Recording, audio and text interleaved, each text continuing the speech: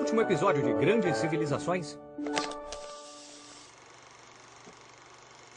Quando pensamos no Egito, 3 imagens nos vêm à cabeça: as pirâmides, o deserto e o impressionante rio chamado Nilo. Vocês conhecem? Então agora vamos falar das pirâmides, o mais famoso símbolo do Egito Antigo. As pirâmides ainda hoje guardam muitos mistérios e questões sem resposta. Mesmo os engenheiros modernos têm dificuldade para entender como elas foram construídas. Os faraós egípcios acreditavam que construindo monumentos colossais mostrariam sua grandeza ao longo dos tempos. Cada faraó construía monumentos fantásticos para os deuses ou para si mesmos. As pirâmides eram grandes túmulos construídos para os faraós e eram cheias de objetos valiosos. Isso porque os egípcios pensavam que após a morte encontrariam o deus Osíris, então podiam levar qualquer coisa do mundo material. Assim, muitos faraós decidiram estar bem preparados para esse encontro. Levavam sempre muitos tesouros com eles, porque quanto mais oferecessem a Osíris, mais receberiam na vida após a morte.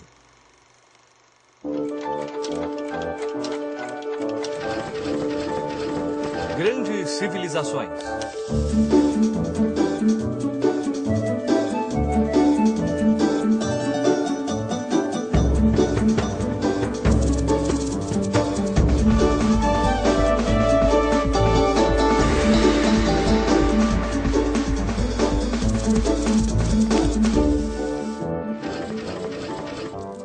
O Antigo Egito, segunda parte. A arte do Egito Antigo tem características muito particulares, diferentes de qualquer outra cultura no mundo. Os antigos egípcios produziram trabalhos que são estimados até hoje. Esses artistas possuíam um modo particular de representar a vida. Não era a beleza que importava, mas a perfeição do detalhe. Crie seu próprio egípcio. A arte egípcia é conhecida por sempre ter os personagens desenhados em pé e de lado. Os antigos egípcios tinham regras específicas para a representação de diferentes partes do corpo. Por exemplo, as cabeças humanas podem ser facilmente observadas e reproduzidas de perfil. Então os egípcios sempre as pintavam dessa maneira. Ou dessa.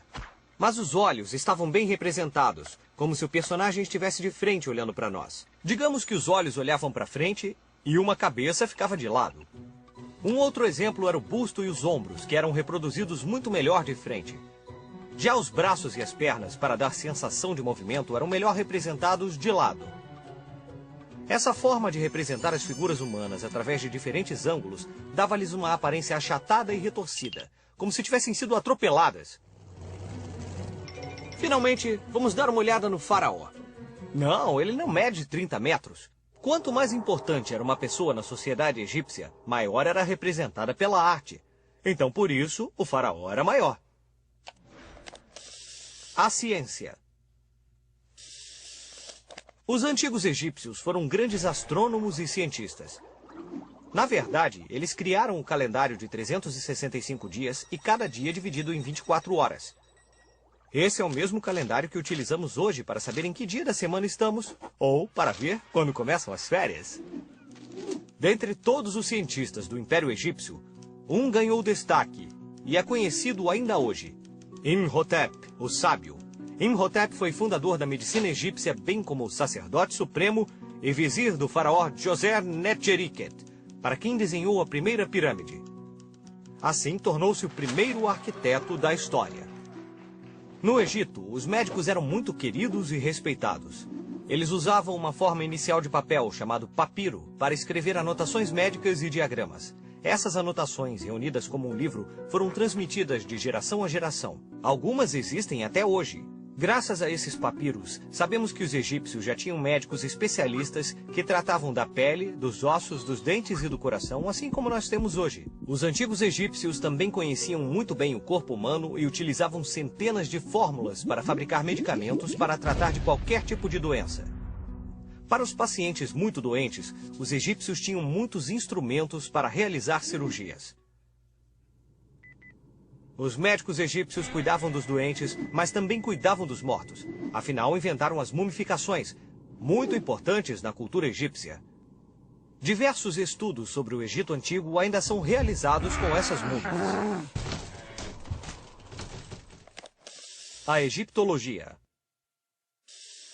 Soldados, séculos de história nos contemplam.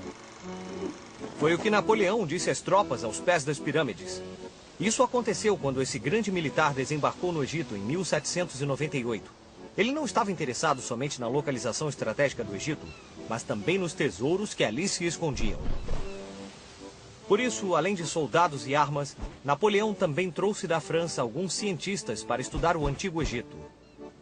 Esse estudo foi nomeado Egiptologia.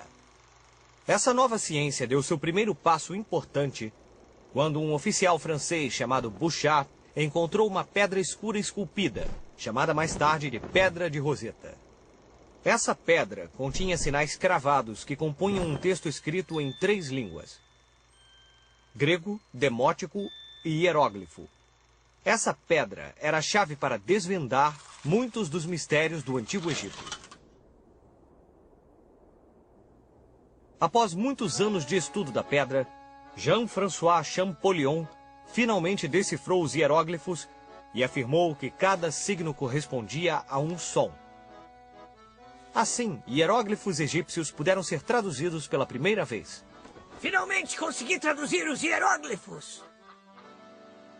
Após muitos anos de estudo, Champollion finalmente pôde descansar.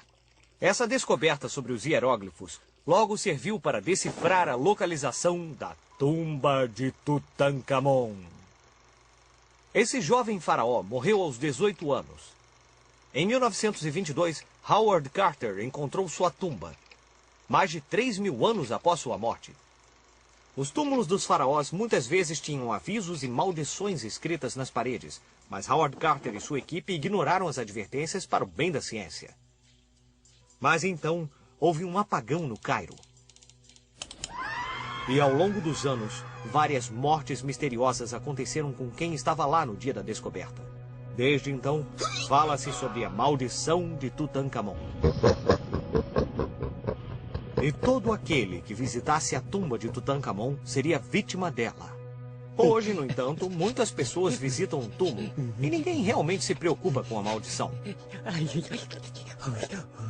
Bem, quase ninguém. O fim do Império Egípcio. Assim como diz o ditado, juntos venceremos, divididos cairemos, com o passar dos séculos, o poder dos faraós egípcios começou a diminuir por conta de várias disputas internas. Como resultado, os egípcios foram sendo dominados por poderosos impérios vizinhos. Primeiro pelos persas, depois pelos macedônios e em seguida pelos romanos. Cleópatra foi a última faraó do Egito Antigo. Dizem que nenhum homem poderia resistir à sua beleza extraordinária, que se tornou lendária. Marco Antônio era um poderoso general romano que ficou fascinado por Cleópatra. Ela acreditava que o amor deles traria de volta o esplendor do Egito. Marco Antônio e Cleópatra estavam em guerra contra o imperador romano Otaviano. Mas Marco Antônio e Cleópatra perderam a batalha, deixando o que restava do Egito nas mãos de Otaviano e do Império Romano. Apesar dos milhares de anos que se passaram, a influência da civilização egípcia ainda permanece viva entre nós e seus monumentos colossais nos fazem lembrar de sua grandeza e majestade. Vamos usar nossa bússola do tempo para ver o que estava acontecendo nos outros lugares do mundo nessa mesma época. O que estava acontecendo no Oriente Médio enquanto Marco Antônio e Cleópatra perderam a batalha contra Otaviano?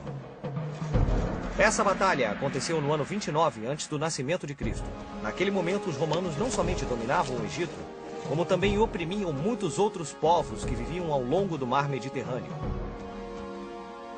Por exemplo, um dos reis que serviam aos romanos era Herodes, o grande soberano da Judéia. Herodes não era muito popular entre os judeus porque era cruel e impiedoso e vivia aterrorizado em pensar que alguém poderia roubar-lhe o poder. Nem sequer confiava em seus parentes mais próximos. Durante seu reinado, mandou matar muitos membros de sua própria família para que nenhum deles roubasse seu trono. De acordo com a crença cristã, Herodes recebeu a visita dos 3 reis magos. Eles disseram que estavam procurando o novo rei dos judeus, que, segundo as profecias, acabara de nascer em Belém. Herodes os deixou partir e logo mandou matar todas as crianças menores de 2 anos. Porém, José e Maria fugiram para o Egito, com Jesus ainda bebê, e escaparam da ira de Herodes. Então, o próprio Jesus Cristo viveu no Egito? Isso aí. Os cristãos acreditam que Jesus passou a infância no Egito e anos depois voltou à Judéia para pregar que o amor e a tolerância eram um caminho para alcançar o reino dos céus. Com essas ideias, Jesus criou uma nova religião que atraiu tantos seguidores e mudou o rumo da história ocidental.